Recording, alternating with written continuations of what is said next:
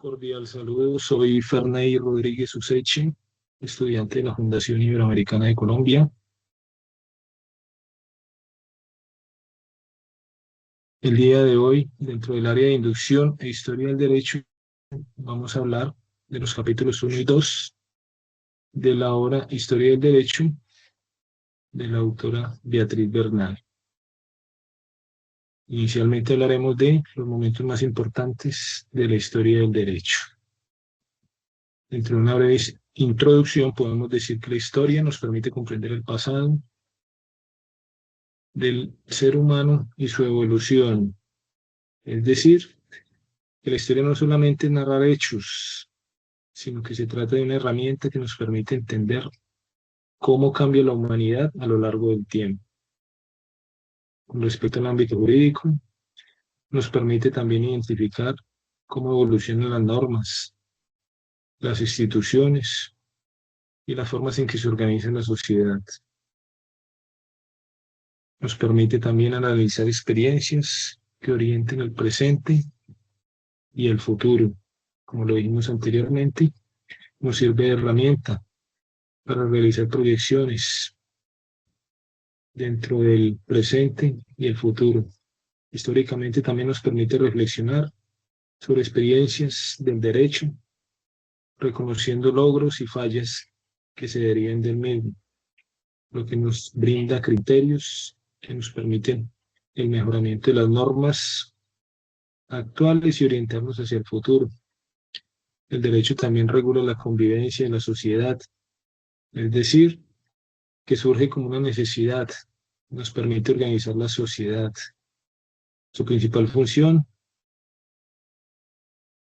es crear normas o establecer parámetros que permitan una convivencia en sociedad de forma pacífica, regulando el comportamiento de las personas con el fin de resolver conflictos entre los mismos. Hablemos ahora del concepto de historia. Decimos que regula el pasado del ser humano. Con respecto a ello, decimos que el derecho estudia cómo las normas jurídicas han contribuido a la organización de la vida humana a lo largo de la época.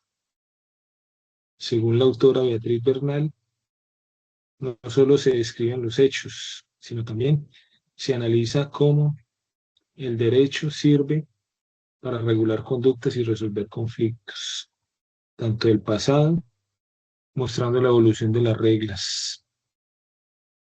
De igual manera podemos decir, dentro del concepto de historia, que facilita la comprensión del desarrollo social. Respecto a ello, vemos que está estrechamente ligado a la sociedad. Por lo tanto, se explica que al estudiar la historia se puede entender cómo cambian las estructuras, tanto sociales, políticas, económicas y en otros campos, puesto que las normas reflejan las necesidades y los valores evidenciados en cada época. Hablemos ahora de los hechos históricos con relación al pasado o hechos pasados. Decimos que no todo hecho pasado es considerado como histórico, es decir, que el pasado abarca todos los acontecimientos ocurridos, pero no todos esos hechos tienen una importancia en la historia. Son importantes solo aquellos que tienen un significado social o cultural y son seleccionados como objeto de estudio histórico. Se consideran históricos los hechos que son relevantes y que perduran en el tiempo, es decir, que son duraderos. También influyen en la historia a lo largo de la sociedad. Respecto a ello, la autora nos habla que los hechos históricos no solo ocurren en un momento determinado, sino que también hay efectos de los mismos que permanecen continuos en la sociedad. Esta influencia en las instituciones, en las normas, algunas manifestaciones de convivencia, de igual manera, contribuyen al desarrollo histórico del derecho y la vida en sociedad.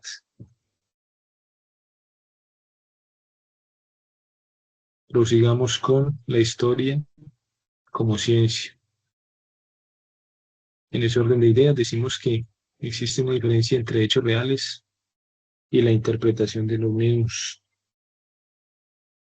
En la obra se explica que los hechos reales son acontecimientos que ocurrieron, es decir, de eventos pasados, mientras que la forma en que se interpretan es la forma en que el historiador que los entiende, los explica. En pocas palabras, el hecho es objetivo, pero cuando se analiza, siempre hablaremos de una versión objetiva. La historia es reconstruida por el historiador. Es allí donde participa el historiador de manera automática. Reconstruye la historia a partir de documentos, testimonios, cualquier situación o evento en el que se pueda apoyar para la creación de su obra. El historiador recolecta, organiza, valora e interpreta cada una de sus herramientas para darle un sentido al pasado. Analiza y explica eventos. No solo se limita a escribir hechos, sino que busca el análisis de los mismos para poderles dar una explicación, lo que implica que sea necesario entender las causas, cómo se desarrolla y sus consecuencias, en especial con relación a la evolución del derecho y la sociedad. Prosigamos con la objetividad de la historia. Respecto a ello, podemos decir que la objetividad completamente no existe, ya que es imposible alcanzar una objetividad absoluta en la historia.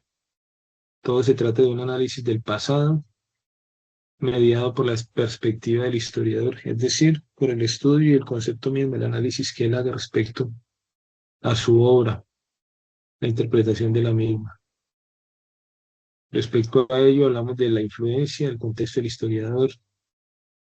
Todo esto está enmarcado o influido por la época, la cultura y el entorno, en el que intervienen también factores que condicionan la forma de seleccionar, interpretar y dar una explicación probable de lo que ocurrió, es decir, los hechos históricos. También se busca ser imparciales a través de fuentes confiables, es decir, no es simplemente contar la historia por contarla, sino tratar de ser equitativos e imparciales. Y para ello, pues, el historiador se soporta en fuentes que le generen confianza de acuerdo a su análisis. Hablemos ahora de la importancia de la labor del historiador. Él selecciona el tema, busca sus fuentes, analiza e interpreta y finalmente expone sus resultados. Es básicamente lo que hablamos anteriormente. Pasemos ahora a hablar de las características de la historia. Se habla de la historia como una nueva disciplina, es decir, que la historia del derecho como disciplina científica es relativamente reciente comparada con las áreas del conocimiento. Tiene sus métodos propios que han permitido su consolidación para darle un enfoque sistemático que permita hacer un estudio del pasado de las leyes. También decimos que es retrospectiva, considerando que se trata de una disciplina que se caracteriza con base en el pasado, analizando hechos y normas de eventos ocurridos, de tal manera que se pueda realizar la comprensión de lo que le dio su origen y de la manera como se ha evolucionado a lo largo de los años. También analiza hechos en su contexto, destacándose hechos jurídicos que no se pueden estudiar de forma individual, sino teniendo en cuenta el contexto histórico, político, social, económico, cultural, puesto que son factores que influyen en todos los ámbitos del derecho. Hablemos del concepto del derecho y sus características. Decimos que en cuanto a concepto, son las normas que regulan el comportamiento del ser humano y permiten que exista orden dentro de la convivencia, siempre en busca del progreso de la sociedad en todos sus aspectos. Y dentro de sus características podemos decir que es social, es decir, que es para todos, bilateral, que aplica de lado y lado, tanto el que crea la norma como el que la infringe o debe aplicarla, y es de forma recíproca, es coercible, se habla de la certeza jurídica en busca de generar una estabilidad para quienes lo implementan. Hablemos de la historicidad del derecho. El derecho cambia a medida que existe un cambio en la sociedad, es decir, que hay una evolución respecto a los factores sociales, culturales, económicos, y de la misma manera podemos decir que es dinámico, es decir, no es estático, es cambiante, evoluciona con el paso del tiempo y de la perspectiva de quienes lo ejercen y lo aplican. La historia del derecho y sus delimitaciones. Se estudia el origen del derecho, se analiza cómo se evoluciona el mismo en el tiempo para permitir entender sistemas actuales y plantear nuevas normas, es decir, conocer su evolución histórica para comprender sus características y generar bases jurídicas. De acuerdo a las delimitaciones, podemos decir que el aspecto material se relaciona directamente con lo jurídico, la norma como tal. El aspecto espacial nos habla del lugar de estudio, delimitando el espacio geográfico, ya sea por países o por regiones, y es temporal, de acuerdo al periodo en el que se desarrolle la norma.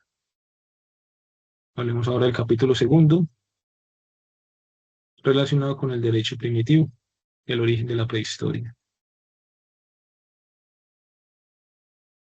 Para ello podemos mencionar las ciencias auxiliares del derecho. Tenemos la arqueología, que aporta al estudio del derecho de acuerdo con el análisis de restos materiales con objetos, construcciones, que nos permiten conocer cómo vivían las sociedades antiguas. En la parte de antropología se estudia a la persona en el ámbito social y cultural, con respecto a sus costumbres, tradiciones, formas de organización dentro de la sociedad. Y en la parte de la paleontología existe una contribución para el derecho respecto a los orígenes remotos de la persona o el ser humano en sí, lo que nos permite entender cómo surgen las formas de convivencia y las primeras bases del derecho.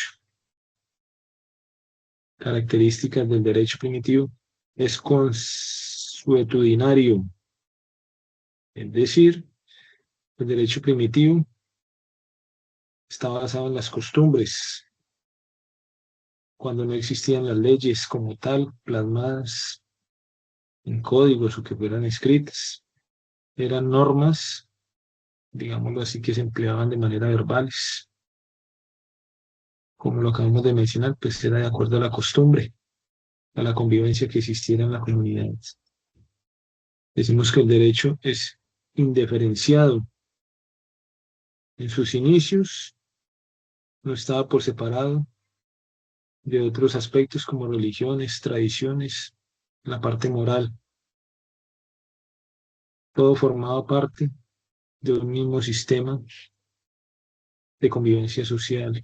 No era uniforme, es decir, que el derecho primitivo variaba de acuerdo a las comunidades, puesto que cada grupo tenía sus costumbres, sus normas, lo que impedía unificar criterios sobre este aspecto. ¿Cómo nace el derecho obligatorio? De allí partimos con las normas que planteaban una sanción. Es decir, y quien infringe la norma debía ser sancionado y por lo tanto obteníamos una consecuencia que era la obediencia social. Se infringe la norma, tenemos que eh, obedecerla. Instituciones jurídicas mencionadas en esta etapa, tenemos a la familia como las primeras instituciones jurídicas, puesto que de ella hablamos sobre las relaciones básicas, el parentesco, la autoridad, las herencias. Allí se establecen las normas de convivencia y los roles jerárquicos de acuerdo a las familias, a los grupos familiares. Hablamos de la propiedad, la relación del ser humano con sus pertenencias, con sus bienes. Ya se empieza a hablar de la colectividad y de la evolución de las formas individuales, creando derechos y deberes sobre la posesión de los recursos, de los bienes. Hablamos de los contratos como acuerdos entre personas, intercambios, obligaciones que se adquirían entre los mismos, siendo esta una forma avanzada del derecho, basada en el acuerdo entre las partes que intervienen en el mismo. En el ámbito penal, hablamos de las sanciones por las conductas infringidas ante la sociedad. Antes se hablaba de venganzas o represalias, pero se evolucionó, que ya se habla de castigos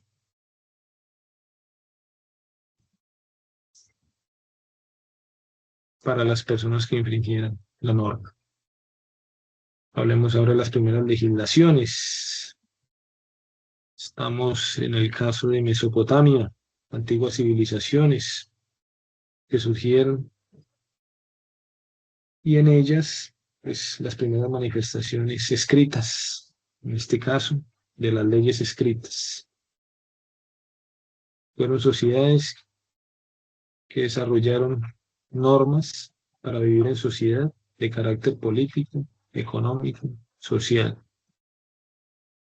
pasando de las costumbres a los códigos o leyes escritas. Hablemos de los primeros códigos, de la recolección de las normas, siempre en busca de generar un orden y seguridad para la población. Establecen reglas y normas, siendo otro avance fundamental en el derecho, que lo hace más sistemático.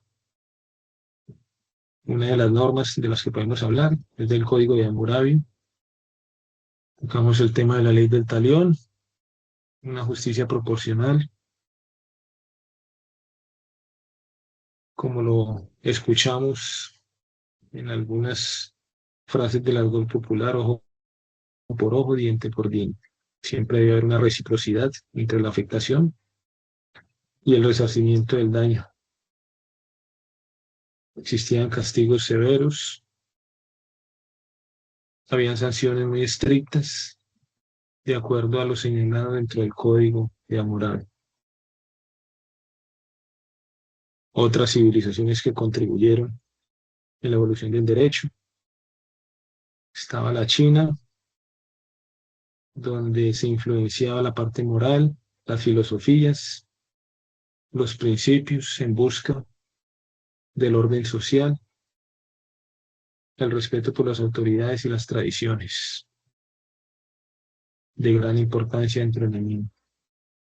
Mencionemos a la India, donde el derecho estaba ligado a la religión, textos sagrados que permitían la regulación de los comportamientos, hablaba de los deberes y de cómo debían estar organizadas las sociedades. Continuemos con Egipto, que basaba la idea del derecho en una idea de justicia y orden, con una fuerte influencia sobre el faraón, quien era la autoridad principal. Vemos de los hebreos, quienes tenían un carácter demasiado religioso. Sus normas estaban enmarcadas por los mandatos divinos que permitían una regulación de la vida en sociedad.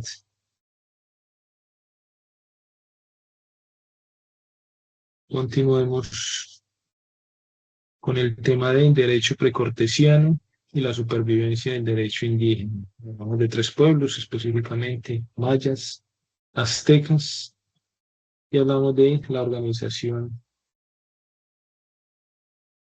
jurídica. Posteriormente, tocamos el tema de la supervivencia del derecho indígena respecto a las áreas de la influencia colonial y la persistencia actual. En el campo de los mayas, tenían sus normas jurídicas, estaban bien organizados respecto a su vida social, su comercio. Existían sanciones basadas en las costumbres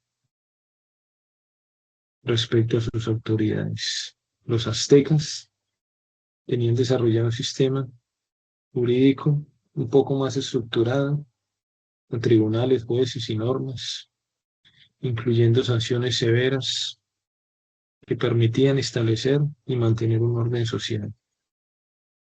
La organización jurídica y la influencia colonial nos hablaba que el derecho de los indígenas perduraba hasta la actualidad, en especial en comunidades que aún conservan sus costumbres y formas tradicionales para resolver sus conflictos. En el caso